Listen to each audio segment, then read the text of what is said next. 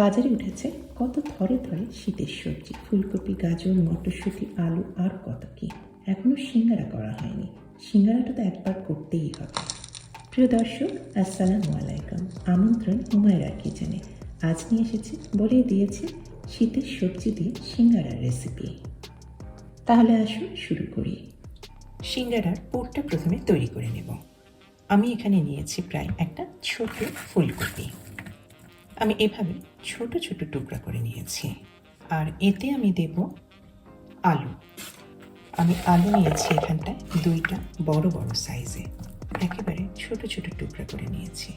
আমি কিন্তু চোকা ছাড়াইনি, চোকা না ছাড়ালেও কিন্তু হবে। আর দেব এখানে দুটা গাজর কুচি, এইভাবে ছোট ছোট টুকরা করে নিয়েছি আলুর মতোই। সমস্ত সবজি আমি ভালো করে ধুয়ে নিয়েছি। কত পরিমাণ হয়ে গেছে তিনটা তরকারিতে। এগুলি আমি এখন ভাপিয়ে নেব। আরও একটা সবজি দেব, মটরশুঁটি। আমি দিয়েছি এক মুঠোর মতো। সিঙ্গারার পুরে মটরশুঁটিটা কিন্তু খুবই ভালো যায়। সামান্য একটু লবণ দিয়ে দিই, দিয়েছি 1 চামচের মতো। 5 মিনিটের মতো ভাপানো হয়ে গেছে। আমি পানিটা, এক্সেস পানিটা এখন ফেলে দেব। আমি কিছু আদা আর রসুন আর মরিচ ছেঁচে নেব এখন। এখানে 2টা কোয়া আছে রসুনের, 2টা কাঁচামরিচ নিয়েছি আর নিয়েছি কিছু আদা। ছেঁচা হয়ে গেল আদা, রসুন আর কাঁচামরিচ। সিঙ্গারা পুরটা রান্নার জন্য সাদা তেল দিয়েছি 1 টেবিল চামচের মতো। কিছু কাজু বাদাম ভেজে নিচ্ছি। আপনারা কিন্তু চীনা বাদামও ব্যবহার করতে পারেন। তেলে একটা মাঝারি সাইজের পেঁয়াজ কুচিয়ে হালকা করে ভেজে নিচ্ছি। সামান্য একটু পানি দিয়ে দিলাম 1 চা চামচ পরিমাণ হলুদ গুঁড়া, 1 চা চামচ পরিমাণ পাঁচফোড়ন, 1 চা চামচ পরিমাণ জিরা গুঁড়া আর 1 চা চামচ পরিমাণ ধনে গুঁড়া। আর দিয়ে দিলাম ওই যে ছেঁচে নিয়েছি আদা, রসুন আর কাঁচামরিচ, সেইটা। আমার কাছে ছিল কিছু পেঁয়াজ পাতা, সেটা কুচিয়ে দিয়ে দিলাম। আর দিয়ে দিলাম সেদ্ধ সবজিগুলি, বাদামগুলোও দিয়ে দিলাম। এখনো লবণ দেওয়া হয়নি। লবণ দিলাম 1 চা চামচের মতো, যদি লাগে পরে আবার দেব। এখন একটু নাড়াচাড়া করলেই হবে, পানি দেওয়ার কিন্তু কোনো দরকার নেই। রান্নাটা প্রায় হয়ে এসেছে। নামানোর আগে দিলাম প্রায় 2-3 টেবিল চামচের মতো লেবুর রস। আপনারা সিরকা বা আমচুর পাউডারও কিন্তু দিতে পারেন। আর দিলাম জিরার ফাঁকি আর 1 মুঠো ফ্রেশ ধনেপাতা কুচি। ব্যাস, আমার সিঙ্গারার পুর তৈরি হয়ে গেল।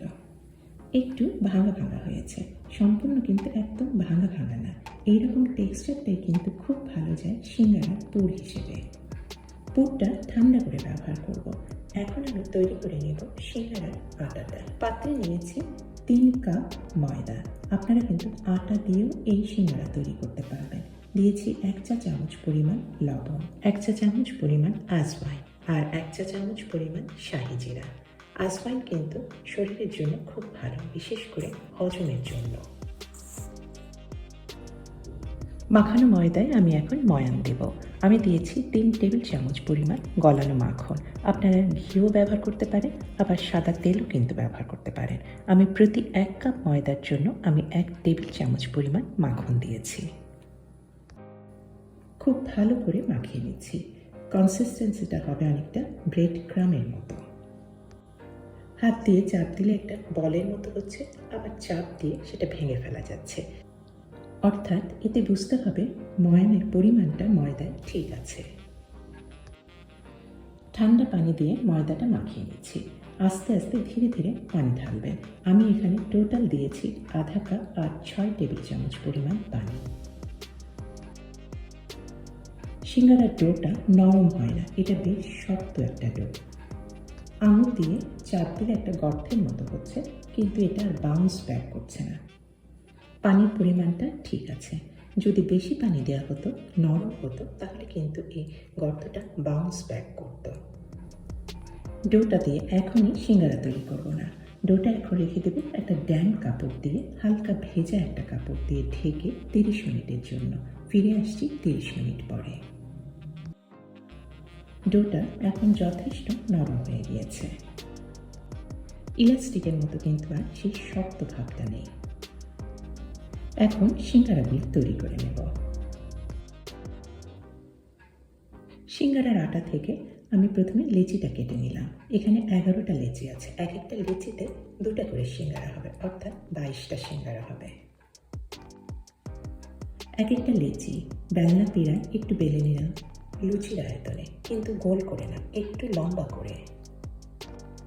মাঝখান দিয়ে কেটে একটা অংশের উপরে পানি লাগিয়ে নিলাম 4 ধার দিয়ে, যাতে সিঙ্গারার জোড়াটা খুব ভালোভাবে লাগে।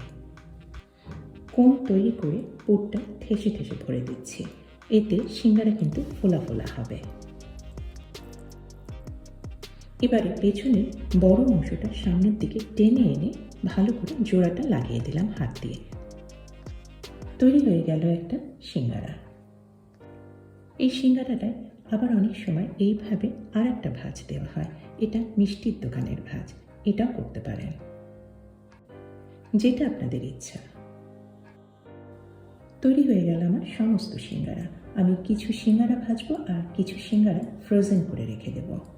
এইভাবে আমি ডিপ ফ্রিজে রেখে দেবো ঘন্টাখানেক, ঘন্টা 2-এর মতো। যখন শক্ত হয়ে যাবে তখন জিপলক ব্যাগের মধ্যে ভরে রেখে দেবো ডিপ ফ্রিজে। সংরক্ষণ করতে পারবো 1 থেকে 2 মাসের মতো।